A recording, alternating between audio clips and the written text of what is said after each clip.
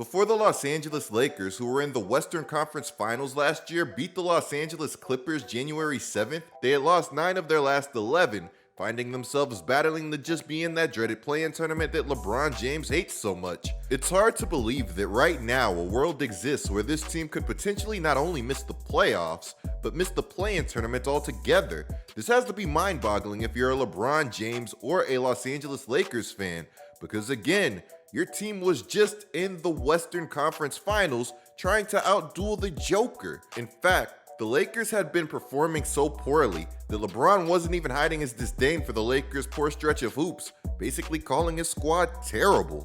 To quote LeBron James, "We just suck right now."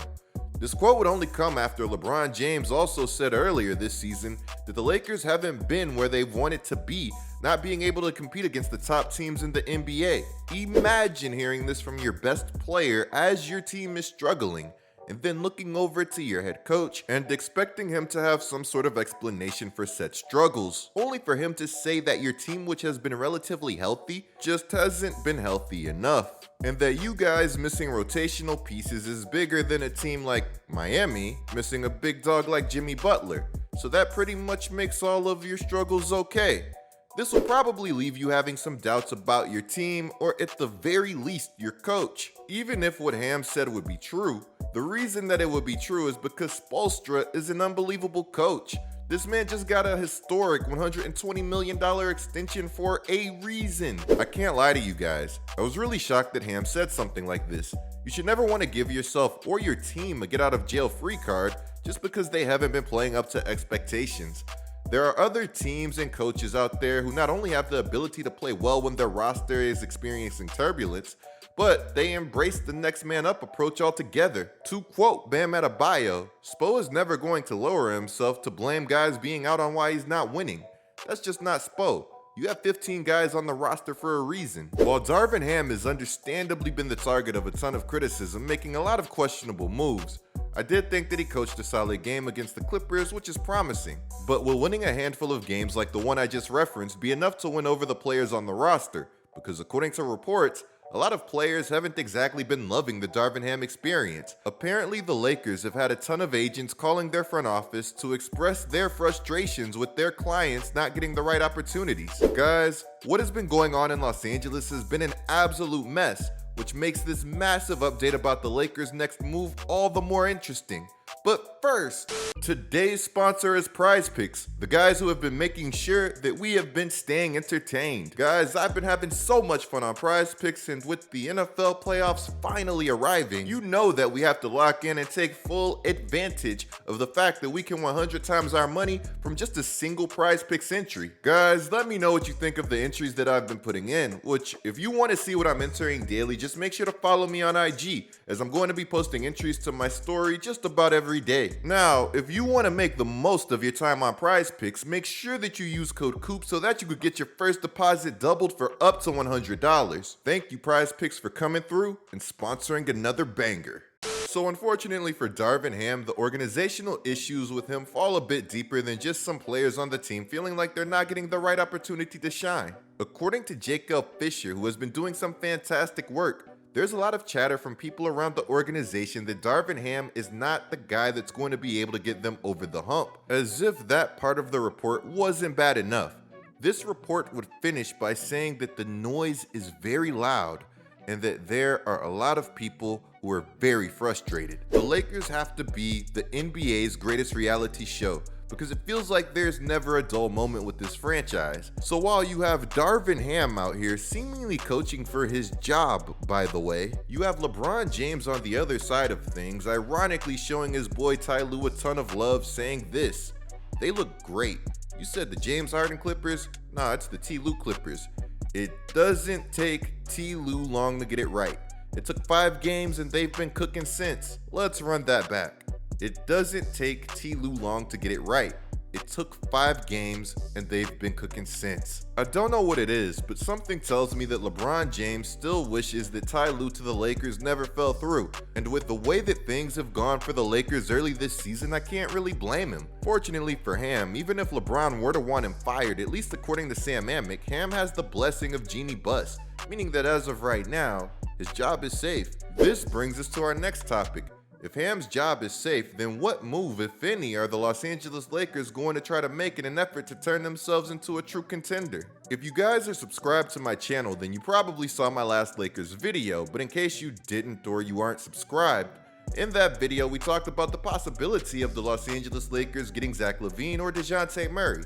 And well, let's just say that we have some huge updates to go over, so let's get started. In my last video, I pointed out how if the Lakers were going to make a big move, then Austin Reaves would probably have to be involved, seeing as he is one of the more valuable assets in the Lakers' chest. In that same video, I also talked about how I wouldn't trade Reaves unless it was for a top 30 or so player.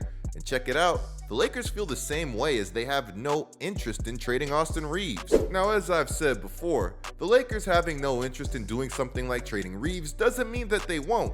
It more so means that they just have to be blown away and really think that whatever move is being made is going to be good enough to get them over that hump. Call me naive, but I really do think that the Los Angeles Lakers have learned their lesson when it comes to making win-now moves just for the sake of making them. Especially when every member of the team, including LeBron James, is owning the fact that they completely misjudged the Russell Westbrook trade. Considering how good that Russell Westbrook has looked for the Clippers, it's really hard to believe how bad that the Westbrook trade was for the Los Angeles Lakers, and of course also for former MVP Russell Westbrook. That trade was so bad for both parties that at one point it felt like the Lakers were hopeless and that Westbrook also had one foot out of the league. The Lakers learning from their ways could be why that even though there are reports out there of them showing interest in players like DeJounte Murray and Zach LaVine, that their preference is to see things through. What do I mean by that? Remember in my last Lakers video how I said that I felt that the Lakers had the talent on their roster to be a lot better than they were? Yet again, me and the Lakers are on the same page, with them showing hesitation to take on what's remaining of Zach LaVine's 5-year, $215 million contract that he signed back in 2022, and showing reasonable hesitation to make any big move altogether. Now, I say that evidently they feel the exact same way because, as we all know, there's a ton of posturing going on during this time of year, and everything is incredibly fluid, having the ability to change at the blink of an eye. Anyways, to quote Brian Windhorst, who brought this hesitation to our attention, the Lakers don't want to have to make a big move.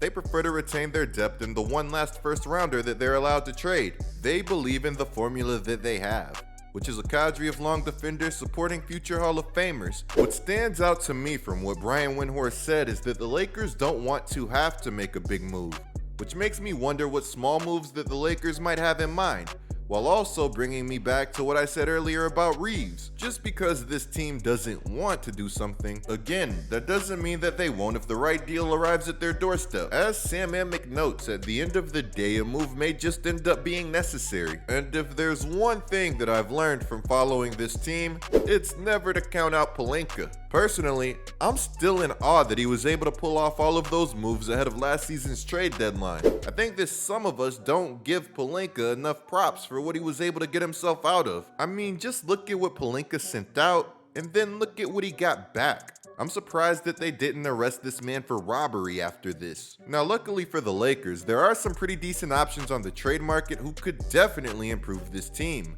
like Alex Caruso or Malcolm Brogdon. Is this a bad time to bring up that Schroeder has been expressing frustration about his situation and also expressing his regrets about turning down that $84 million from the Lakers that he was offered years ago? So even though I don't hate the Lakers roster, as I said in my Dallas Mavericks video, it's never a bad idea to improve upon a solid thing. And sometimes it's the small moves that can help to bring you a championship. I'd go as far to say that this Lakers team getting a player like Malcolm Brogdon who could potentially slow down the other team's best guard while giving you 20 would be an absolute grand slam. Guys, I love D'Angelo Russell, but as this man said himself, defense isn't exactly what he does. Sorry guys, I just think that this Lakers team would benefit a lot by adding a two-way guard to their roster. You know what, while we're here talking about D'Lo, part of me wonders if we could see the Lakers move on from D'Lo, who was recently benched and has been given an inconsistent role. Which, mind you, that this man's teammates signed off on his benching, meaning that they didn't even want him in the starting lineup. The stars on your team not wanting you starting starting isn't exactly great, but hey, at least you just signed that $18 million a year extension, which just so happens to be an awful lot for a bench player. To me, it's not surprising at all that we've been seeing some frustration on D'Lo's end.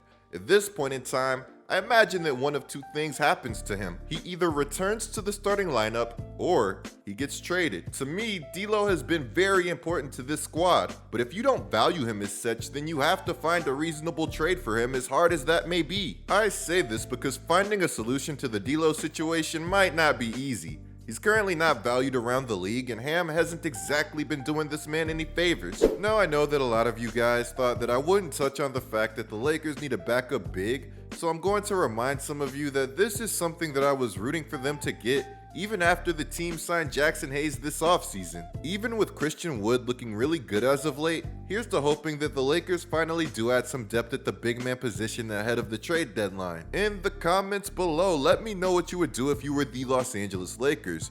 Are you firing Darvin Ham? Are you making a big win now splash? Or are you just letting this whole process work itself out? Again, guys, let me know what you would do if you were the Lakers down in the comments below. Clicking the video on the screen right now is a great way to support my channel. I'm GetLikeCoop, bringing you guys the scoop until our next upload.